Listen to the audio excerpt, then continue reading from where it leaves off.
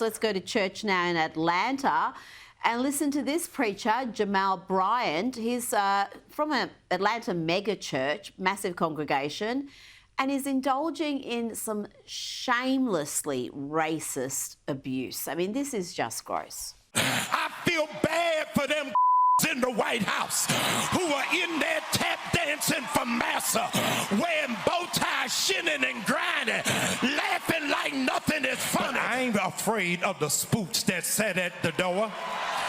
These runaway slaves hiding in the White House gonna throw my picture up thinking that I'm gonna be afraid.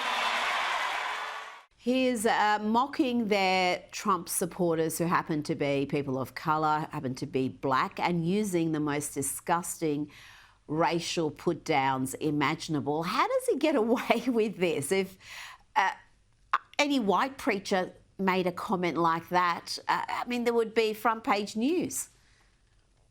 Yeah, you're right, Rita. And I mean, on top of that, you know, you want to talk about, he mentioned runaway slaves. Well, I don't know what runaway slaves he's referring to. Perhaps he's referring to the runaway slaves who are leaving the Democrat plantation in droves, because that's what we're seeing with blacks, with people of color, with, you know, Hispanics. We are seeing these people because they're so tired of this divisive rhetoric. They're so tired of identity politics here in the state. That is why back in November, I'm sure everyone recalls, we had a mandate in this country. Overwhelmingly, we voted, record numbers of minorities voted for President Trump's agenda and vision. And it didn't include this divisive rhetoric that we hear from the Democrats. So they're getting away with it for now. You see this pastor, this preacher, who I believe has sort of a questionable history in and of itself, but they're getting away with it for now, Rita, but they are getting away with it less and less as time goes on. People are tired of it. They're done. Well, if you watch The Real Housewives of Potomac, you will know all about Jamal Bryant. His ex was Giselle, and you hear about all the affairs, all the love children. So, yeah, I don't know how he's a man of God, but here we are. Now, let's talk about The View. Chuck Schumer was on The View, and I don't know if these Democrats get extra stupid when they appear on that show, but I was shocked to hear him mock Americans who want to see a cut in red tape, Americans who want to see their taxes cut. You know what their attitude is? I made my money all by myself. How dare your government take my money from me? I don't want to pay taxes. Or I built my company with my bare hands. Sarah, that's not a winning message, is it? I mean, how lost are the Democrats? They're completely and utterly lost. And on top of that, it's not just Chuck Schumer. You have numerous lawmakers in the Democrat Party who are coming out, and their message, their strategy, they think they're doubling down on the dumb rhetoric that lost them the election. They think that if they just go out and complain to Americans that we might pay less in taxes, that that's somehow going to get Democrats back on board. But the reality of the situation is that the majority of Americans are very excited about what's happening with DOGE.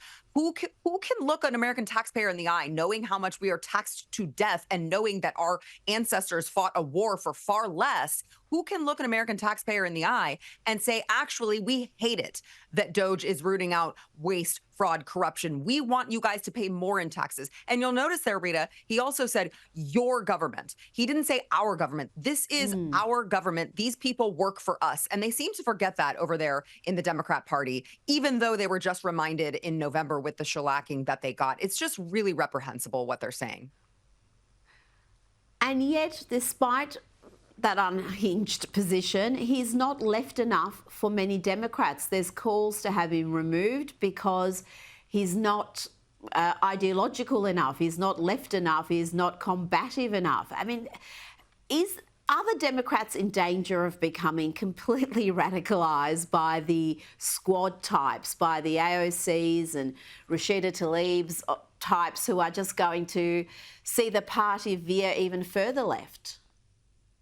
Yes, and we've seen the writing on the wall for several years now. And I mean, case in point, Look who they just ran for president of the United States after Joe Biden dropped out. They had an opportunity to run someone Exactly. who not only maybe had some sort of a moderate position on things, but also could coherently speak. And they chose to do neither of those things and run radical Kamala Harris. You look at the way that they're plastering Jasmine Crockett on television as often as they are. And I say to them, please keep plastering Jasmine Crockett's face all over mainstream media at any time of day or night. The best thing that could ever happen to the Republican Party is for them to continue parading these yahoos around, spreading a terrible message that will not resonate with most Americans, because now they have to deal with the fact that they have created these little radicals. They've created the squad. They've created the radicals that follow them. They've made all of these, this sector of Americans just completely radicalized over the climate, completely radicalized over Donald Trump and more. And they've made their bed,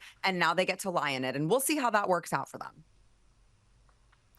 Well, I heard Don Lemon argue this week that AOC was the next leader of the Democrats. He was advocating for that position. So if that's where they are, good luck to them, because it's going to be an electoral bloodbath come 2028. Yeah. Now, I played footage just earlier of another apology correction on MSNBC. They managed to mix up Modi with Putin. They're so eager to spread propaganda about Trump and Russia that they got the Indian Prime Minister mixed up with Vladimir Putin. How is the US media coping during Donald Trump's second term? They didn't do too well in the first term. They were just in hysteria mode for 4 solid years. Are they a little bit more balanced now, a little bit more restrained? You know, it's funny because you sort of see two different ways of handling it happening here in the media. You see the CNN route, which is the guys at the top have decided, okay, maybe we need to redirect, maybe we need to course correct. You also see that with the Washington Post. You have Jeff Bezos, who is saying, oh, hold on, now we need to hire some conservative writers. Now, the problem with that is that I think that these people are too far gone. They've already lost the credibility. People are not going to all of a sudden trust the Washington Post or CNN again. But then you have the MSNBCs of the world who don't seem to be course correcting at all. I mean, you have Rachel Maddow, MSNBC host here, who was complaining about Joy Reid, who got her show canceled. And Rachel Maddow actually said to the entire country that Joy Reid was fired because she was Black. She was a Black woman. And so you have these two disconnects where there are certain media companies who have chosen to take the path of maybe trying to reconstruct their, the vision of where their future lies. And then there is the path of MSNBC. But the beautiful part about all of this, Rita, is that in all of these forms, they are losing viewers by the second. They are having to cut off staff. They are having to fire their hosts.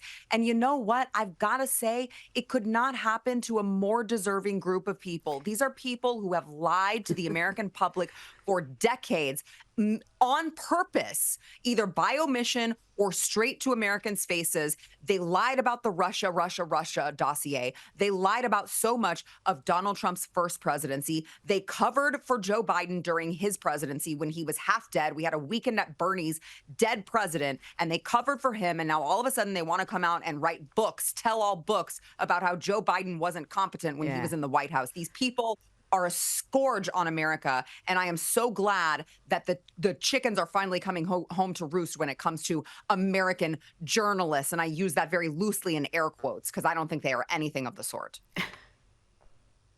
You are 100% correct, particularly when I saw Jake Tapper, of all people, putting out a book about the cover-up during Biden's presidency. He was complicit in that cover-up. He would attack those who suggested that the president had some form of cognitive decline. There's just so many instances of him behaving in that manner on camera, and then to try to memory hole that with this book. Outrageous antics. But Sara, Gonzales, we're used to that from the left. That's why we talk about it. Thank you so much for your time tonight. Really appreciate it. Thank you.